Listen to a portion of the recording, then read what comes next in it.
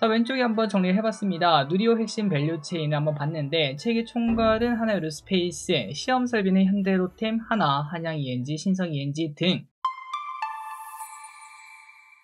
네, 안녕하세요. 주식은 역시 길이길이 새길이십니다. 안녕하세요, 기르분들. 자, 오늘 우리나라 증시는 약간은 애매한 모습을 나타내고 있습니다. 지금 이제 계속 말씀드렸던 11월 달에 조정을 시작했고 오른쪽으로 기어가는 박스권이 이제 시작되었다라고 말을 해볼 수 있겠죠.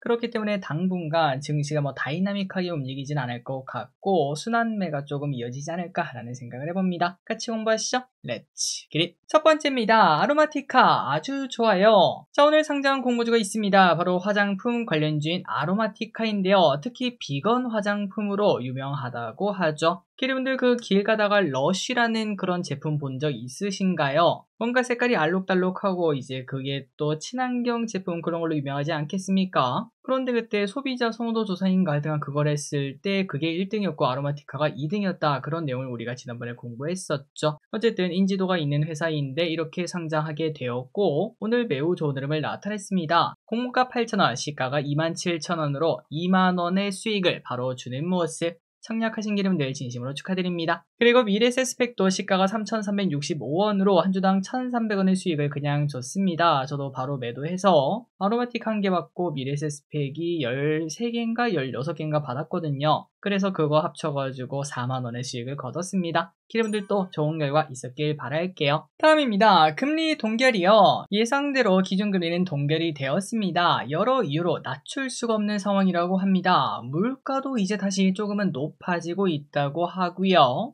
환율 상승도 부담이고요. 또한 주택 가격도 안 잡히는 게 문제라고 하죠. 자, 여기에 대해서 간단하게 설명드리자면 물가가 높아지면 금리를 낮출 수가 없습니다. 오히려 높여서 물가를 잡아야 되는 그런 모습이 나타나죠. 그리고 두 번째로 환율입니다. 환율이랑 뭔 상관이냐? 자, 환율이라는 건 결국 이 글로벌 머니가 어디로 가는가가 매우 중요합니다. 미국으로 많이 쏠리게 되면은 달러가 강세가 되고 반대로 우리나라 돈은 약세로 바뀌는 게 당연하다라고 볼 수 있겠죠. 그렇다면 이 글로벌 머니가 가는 이유가 뭔가라고 고민을 해봤을 때 그 나라의 매력도 그런 것들도 볼 수 있겠지만 금리가 정말 중요합니다. 글로벌 머니라는 거는 돈이 엄청나게 크다 보니까 금리 차이가 조금만 나도 엄청난 수익으로 바뀐다라고 볼 수 있거든요. 그런데 우리나라 금리가 2.5고 미국이 4.5다. 그러면 기름들 어디에다가 맡기겠습니까? 당연히 미국으로 가겠죠. 그런 상황이 지금 계속 이어지다 보니까 환율이 계속 높아진 건데 여기서 만약에 우리가 낮춘다? 그러면 환율이 한 번 더 튀는 그런 요인이 될 수도 있습니다. 다만 그 반대로 이제 미국이 곧 금리를 내린다고 하지 않겠습니까? 금리를 내리게 되면은 우리나라 원화 가치가 이제는 좀 올라가지 않겠나 이런 기대도 해볼 수 있겠죠. 그리고 마지막으로 계속 보는 그 이유, 주택가격도 안 잡히는 게 문제라고 합니다. 금리를 낮추게 되면은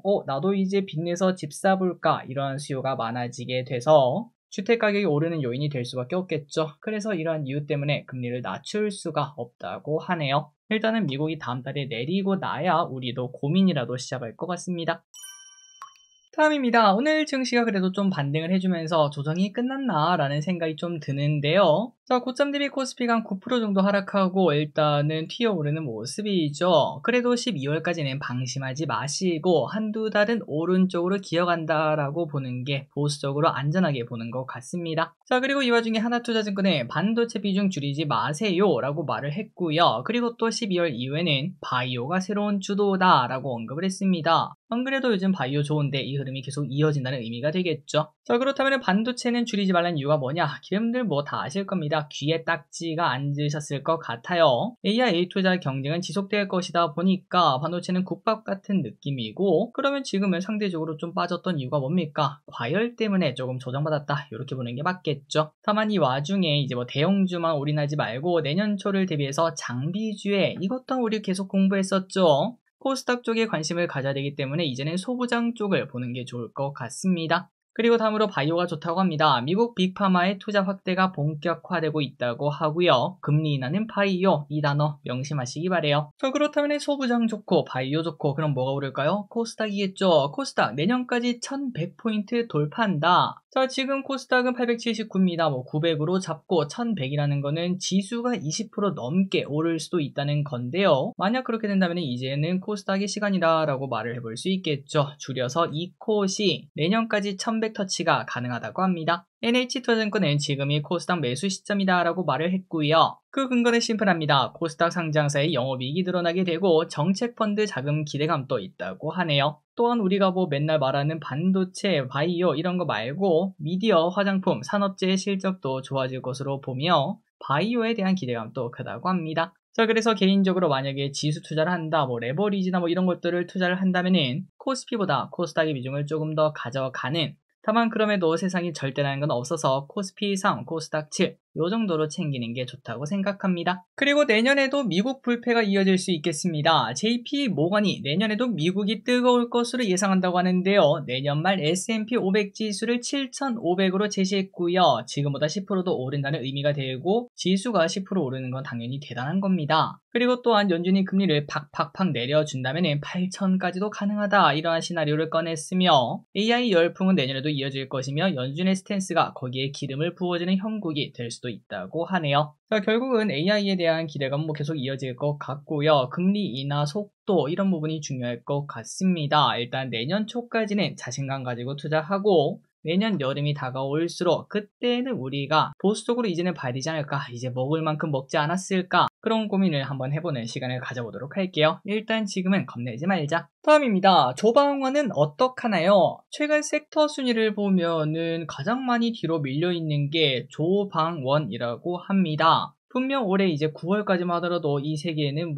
잊을만 하면 올라있고 잊을만 하면 신고가 되는 섹터 아니겠습니까? 하지만 지금은 조금은 다른 분위기를 나타내고 있다고 하죠. 특히 방사는 재건 이야기와 함께 크게 하락하는 모습이 나타났습니다. 다만 키움증권은 향후 전망이 양호하다라고 말을 했고요. 이는 매수기회다라고 평가를 했습니다. 방산 대표 5사의 실적은 계속 성장한다고 하고 조선도 마찬가지의 시각이다라고 말할 수 있겠죠. 그리고 개인적으로 원전, 이거는 무조건 가되지 않나 라는 생각을 합니다. 올해 조선 방산이 엄청나게 달렸던 것처럼, 몇 년 동안 달린 것처럼 원전도 이제 멀리 뛰기를 준비하고 있지 않나, 늦게 출발한 만큼 더 갈 곳이 많지 않나 라는 생각을 해봅니다. 그래서 저는 만약에 3개 중에 선택하라면 당연히 원전이 1픽, 나머지 2개 중에서 고르라면 2픽은 조선, 3픽은 방산이 될 것 같습니다. 항상 방산은 재건 이야기 나오게 되면은 그때는 힘이 좀 빠지는 모습이 나타나더라고요. 그리고 요즘 121선도 깨지는 모습이 나타나고 있습니다. 자, 왼쪽이 현대로템 주봉입니다. 여기 보시면은 하락폭이 조금 큰 모습이고요. 그러면 하나오션과 두산에너빌리티는 차트가 이쁘죠. 더 올라갈 수 있어요. 20주선에서 버티려고 하는 모습을 현재까지는 나타내고 있습니다.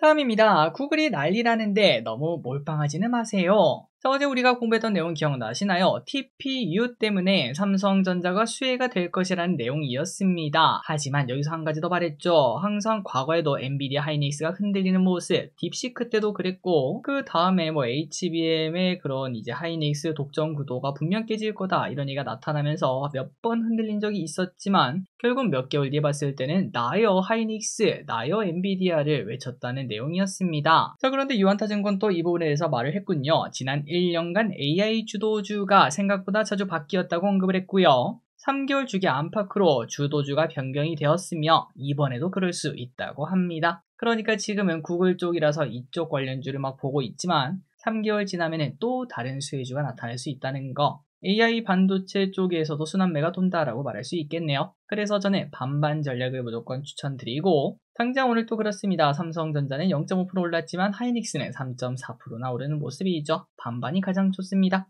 다음입니다. 개인적으로 가장 흥미로웠던 소식입니다. 롤에서 T1 vs 그록이 붙는다고 합니다. 자, 예전에 이제 이세돌 구단과 알파고가 바둑뒀던 거 기억나시나요? 그런 것처럼 롤이라는 게임에서도 T1이라는 팀과 그록이 붙을 수 있다고 합니다. 대박이죠? 자, 참고로 TMI지만 저는 T1 팬이고요. 롤이라는 게임에 대해서 잘 모르시면은 T1이 도대체 뭔데 하시겠지만, 롤판의 그 축구팀 중에 레알 마드리드 아시나요? 그 정도로 엄청 대단한 팀이라고 생각하시면 되고, 페이커 이상혁 선수가 소속된 팀입니다. 자, 그런데 흥미로운 소식이 떴습니다. 바로 이 머스크가 X에다가 크록5가 내년에, 아직 크록5는 나오지 않았는데요, 내년에 나오면은 T1이랑 붙을 수 있다, 이런 얘기를 언급을 했더라고요. 참고로 그록5는 얼마나 대단하면 게임 설명서만 있으면 어떤 게임이든 스스로 플레이하도록 설계가 되었고, 최고의 팀이랑 붙어보고 싶다, 이렇게 말을 했다고 합니다. 그리고 T1 쪽에서도 우리도 붙고 싶다, 이렇게 말을 했다는 소식. 자, 기대가 됩니다. 내년 초쯤 할진 모르겠지만 내년에 만약에 하면은 본방 사수해 봐야겠네요. 다음입니다. 롯데 부도 찌라시의 휘청. 롯데가 확실히 그 기본 체력이 좀 부족한가 봅니다. 이러한 찌라시는 잊을만 하면 나오는 것 같은데요. 어제 시장에서는 롯데건설의 부도가 임박했다는 그런 찌라시가 나오면서 저도 봤습니다. 그 블라인드인가 뭐 거기서 롯데라고 말을 안 했는데 어떤 건설사가 좀 위험하다라는 얘기가 나왔고 사람들이 이거 롯데 아니냐 뭐 이런 식으로 얘기를 많이 하더라고요. 그러다 보니까 롯데 지주 주가가 어제 급락하는 걸 확인할 수 있었습니다. 하지만 롯데는 고소장 접수했다 이렇게 강경 대응을 했고 우리는 아무런 문제가 없다고 밝혔습니다. 롯데건설 지금 미분양도 없고요. 직원 감원설 이거는 해명할 가치도 없다 이렇게 말을 했는데도 오늘 롯데 지주는 2% 추가 하락하는 모습입니다. 다음입니다. 엔터주 당황스러울 정도로 저평가다. 요즘 저도 느낍니다. 엔터가 이렇게 빠져도 되나 싶을 정도로 하락해 있더라고요. 왼쪽에 ETF를 보시면은 만원까지 갔던 ETF가 지금은 8,000원까지 떨어지는 걸 확인할 수 있습니다. 고점 대비 많이 빠졌죠. 그런데 하나증권은 이해가 안 간다고 합니다. 내년이 사상 최대 실적인데 역사적 밸류 저점까지 도착했다고 해요. 과거에 엔터가 이 정도 하락한 적은 세 가지가 있었습니다. 첫 번째는 동방신기 군입대 및 한한령. 딱 들으니까 그럴만하죠. 그리고 두 번째 빅뱅 군입대랑 버닝썬. 야 진짜 그럴만하다 라는 생각이 듭니다. 그리고 세 번째는 여기도 군입대군요. BTS 군입대 사이클. 이때 이렇게 많이 하락한 적이 있었는데 지금은 왜 하락한지 모르겠다고 합니다. 그래서 이제 뭐 이러한 평가를 보고 그리고 내년 실적 좋을 거라는 거 뭐 당연하다고 보고 K컬처 갈수록 이제 위상이 높아지고 있지 않겠습니까? 그런 상황을 봤을 때 개별 주식을 담기 어렵다면 ETF로 천천히 분할 매수도 괜찮지 않을까라는 생각을 해봤습니다. 이 또한 내년까지 좀 장기 투자 같은 느낌 아니겠습니까? 그렇기 때문에 마침 연말이라서 연금저축 계좌에 담아보는 그런 생각도 해볼 수 있겠습니다. 자 그리고 이제 뭐 대표 주자인 하이브의 하이브의 차트를 한번 보도록 하겠습니다. 왼쪽에 주봉인데 이런 식으로 출렁출렁 하면서 어쨌든 우상향을 하고 있긴 하거든요. 이제 진짜 BTS도 곧 컴백을 하고요. 그래서 이거를 우리가 어제 공부했죠. AI로 투자하는 방법, 인베스팅 프로 요거를 한번 사용해서 차트 분석을 해봤습니다. 그러니까 AI가 뭐라고 하는지 보면은 지금 가격은 조금 애매하다고 합니다. 보시다시피 이런 식으로 떨어지고 있기 때문에 어떻게 보면 좀 떨어지는 칼날 아니겠습니까? 더 떨어지면 어떡할 거냐 이렇게 말을 하는 거죠. 그래서 지금은 좀 신중하고 304,000원 이 라인을 돌파하는 게 중요하다라고 AI는 말을 하고 있어요. 참고로 이거는 AI가 말을 하는 거라 당연히 이거는 참고만 해야겠죠. 절대 맹신하면 안 됩니다. 어쨌든 304,000원 이 라인을 강한 거래량과 돌파를 할 때 그때 이제 관심을 좀 크게 둬라 이렇게 설명하고 있습니다. 자 여기서 또 추가로 말씀드리자면 이 기능은 인베스팅 프로 기능입니다. investing.com이라는 사이트 알고 계시죠? 아마 어플 쓰시는 분들도 많으실 것 같은데 거기서 유로 결제를 하는 그런 서비스를 말을 하고 그리고 여기서 중요한 게 있습니다. 인베스팅 AI 서비스는 프로와 프로 플러스 이 두 개의 요금제가 따로 있는데 당연히 프로 플러스가 조금 더 비싸고요. 혹시나 구독을 하신다면 기능과 사용 횟수에 이 두 개는 차이가 있다는 거 참고해 주시면 감사하겠습니다. 혹시나 요금제를 바로 보고 싶다면 아래쪽에 남겨드리도록 하겠습니다. 또한 기리분들이 그걸로 결제를 하시게 되면 저에게는 소정의 수수료가 들어옵니다.